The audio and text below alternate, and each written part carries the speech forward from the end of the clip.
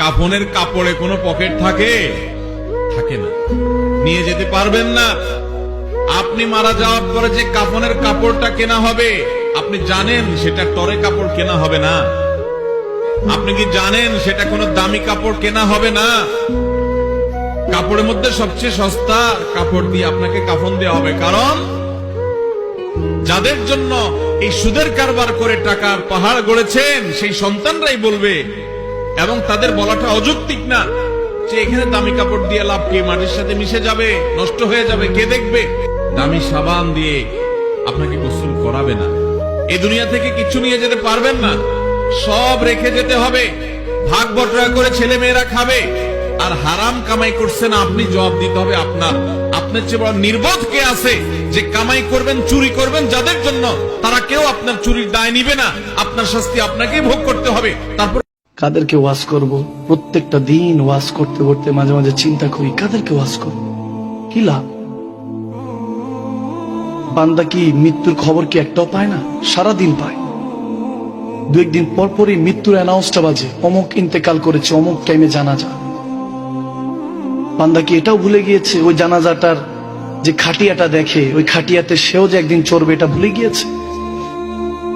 কত বাস টিকিট কেটে বাসে চড়লাম, কিন্তু প্রতিদিন মসজিদে যখন যাই ওই খাটিয়াটা কিন্তু পড়ে থাকে, একবারও দেখি না, একটু মুছেও দেখি না। এটাই তো শেষ সাওয়ারি। যেদিন সব গুছিয়ে ফেলবি সেদিন কবর তোরে ডাক দিয়া বলবে, এই বেটা দিয়া ছেড়ে দে বিল্ডিং, ছেড়ে দে ওই দালান প্রাসাদ, একটা লাঠি দিয়া নাফরমানকে কবরে ফেলে দিয়ে কবর বলবে, আয় আয় বেটা দেখ, ডানেও আর কোন টাইলস নাই, বামেও নাই, পায়ের দিকেও নাই, মাথার দিকেও নাই, উপরেও নাই, নিচেও নাই, দেখ চতুর্দিকে মাটি আর মাটি।